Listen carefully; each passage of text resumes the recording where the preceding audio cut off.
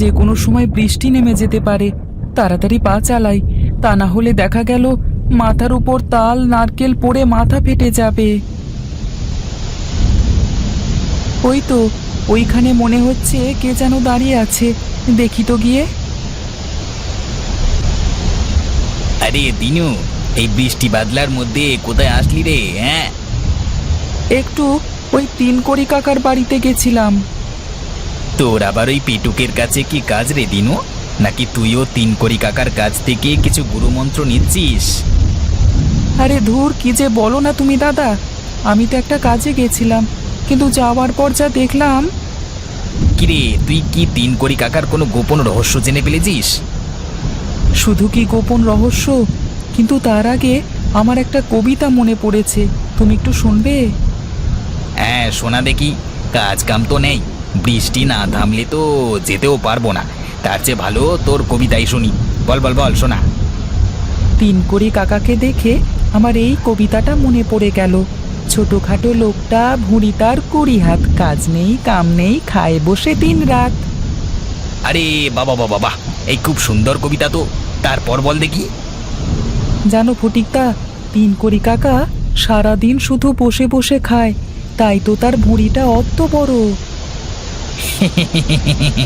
তা না খেলে কি আর অত বড় ভুঁড়ি হয় কখনো? হ্যাঁ, এই রে, বৃষ্টি থেমে গেছে তো।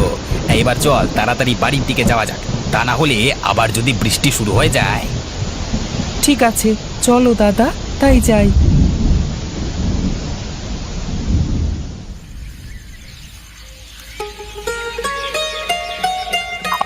আহা হা হা হা, কি স্বাদ!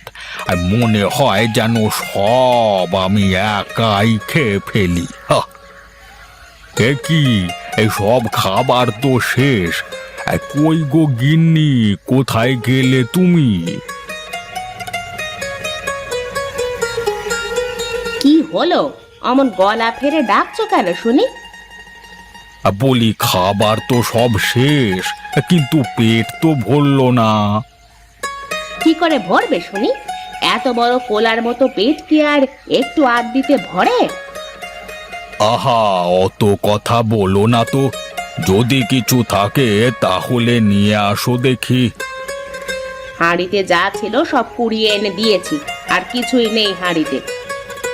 তাহলে আর কি, খেতে বসে আধ পেটা খেয়ে কি আর হয়? আমার হয়েছে যত মরণ, কাজ করার কোনো খোঁজ নেই, শুধু বসে বসে খাবে আর হাতির খাবার একাই সাবার করবে।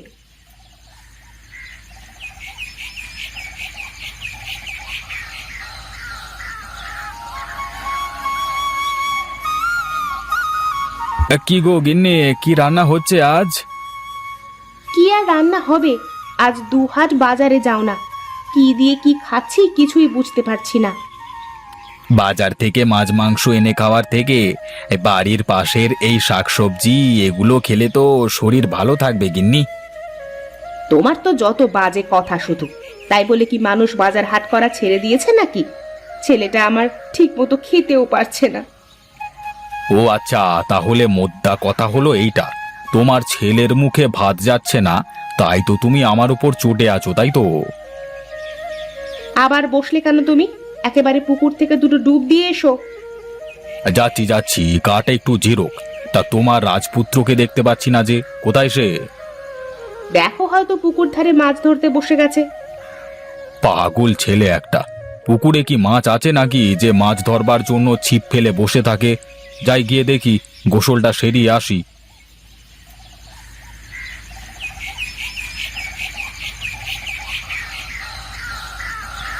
খিদে পেটের মধ্যে চোঁচো করছে, কি যে করি। আরে ফটিক, কোথায় যাচ্ছিস রে বাবা? তোর মাথায় ওটা কি? এই দেখতে পাচ্ছ না, এই মাথায় করে কাঁঠাল নিয়ে যাচ্ছি কাকা। তা কাঁঠাল কি পাকা না কাঁচা রে ফটিক?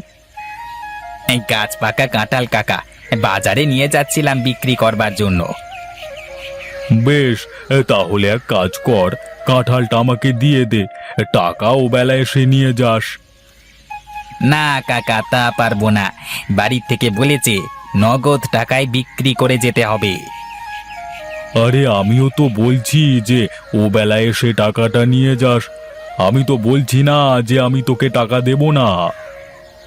বেশ, তাহলে এই নাও, আমি কিন্তু ও বেলায় টাকাটা নিতে আসবো, কেমন? কাঁঠালটা বেশ বড় আছে, নিয়ে আগে পেটের ক্ষুধা মিটিয়ে নি।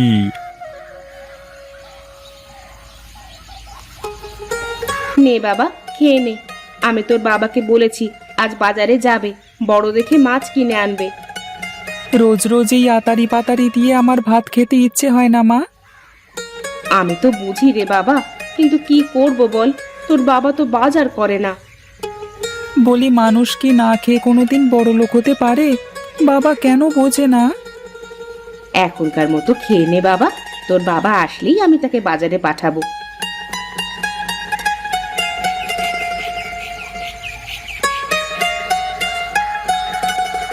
তোমার তাহলে এতক্ষণে আসার সময় হলো? দেখো, যেন ছেলেটা আমার এসব দিয়ে ভাতই খেতে পারছে না। কি যে বলো তুমি! আচ্ছা, শাকসবজি খেলে শরীর কত ভালো থাকে জানো? তাই বলে সব সময় কি মানুষ এই শাকসবজি খেয়ে থাকতে পারে? তুমি এখনই বাজারে গিয়ে দিনুর জন্য বড় দেখে একটা মাছ আর বাজার করে আনবে। হ্যাঁ, এক্ষুনি যেতে হবে। হ্যাঁ, এক্ষুনি যেতে হবে, তা না হলে রাতে খাবার দেবো না, কিন্তু বলে দিলাম। আর দেখো আকাশে কেমন মেঘ করেছে, এর মধ্যে বাজারে না গেলে হয় না।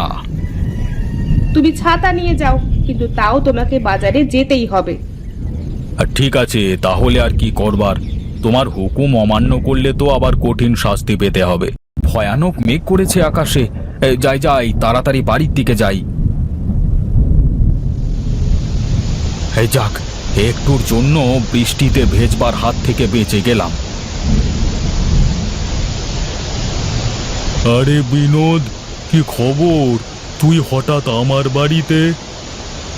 এই যে বাজার করে যাচ্ছিলাম, এই বৃষ্টিতে বেঁধে দাঁড়ালাম আর কি। বেশ বেশ, ভালোই করেছিস। তোর হাতের মাছটা তো বেশ অনেক বড়। আয় আয়, ভেতরে আয়। এক কাজ কর, তুই এখানে বস, আমি এগুলো রান্নাঘরে রেখে আসি, তা না হলে আবার মাছের গন্ধে ঘরে থাকা যাবে না। ঠিক আছে, তাহলে তাই করো।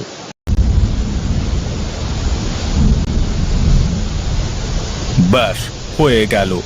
এবার দুজনে গল্প করি, ততক্ষণে বৃষ্টি থেমে যাবে। কি দরকার ছিল আবার এই বৃষ্টির মধ্যে কষ্ট করে রান্না করবার? তা বললে কি আর হয়? তুই কতদিন পরে আমার বাড়িতে পা দিলি, খালি মুখে কি যেতে দিতে পারি? কই গো গিন্নি, এই মাছের বড় মাথাটা বিনোদের পাতে তুলে দাও। না না, অত বড় মাছের মাথা আমি খেতে পারবো না বৌদি, তুমি বরং ওই মাছের মাথাটা দাদাকেই দাও। বেশ, অত করে যেহেতু বলছিস, তাহলে গিন্নি ওটা আমার পাতেই তুলে দাও। তা রান্না কেমন হয়েছে বললে না তো তুমি? হ্যাঁ, কতদিন পরে বৌদির হাতে রান্না খেলাম। কি বলি? কেন দাদা, কি হয়েছে?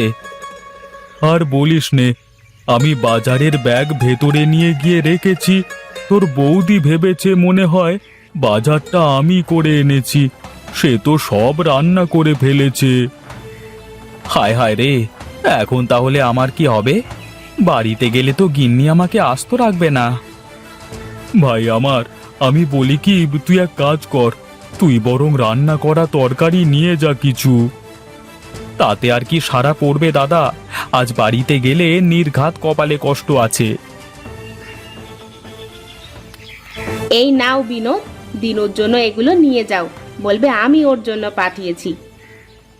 ঠিক আছে বৌদি।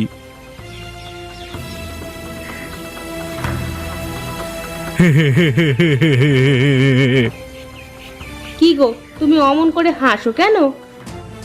হাসবো না তো কি, বেটা এই বৃষ্টির দিনে আমার বাড়ির সামনে দিয়ে বড় মাছ কিনে নিয়ে যে খাবে, আর আমি বসে বসে আঙুল চুষবো? তার মানে তুমি? হ্যাঁ হ্যাঁ আমি ওই বাজারের ব্যাগ বিনোদের ছিল, হ্যাঁ দিলাম বেটাকে আজ বাগড়ে ফেলে। পেট পুড়ে খেয়েছি। সত্যি তুমি কখনো ভালো হবে না।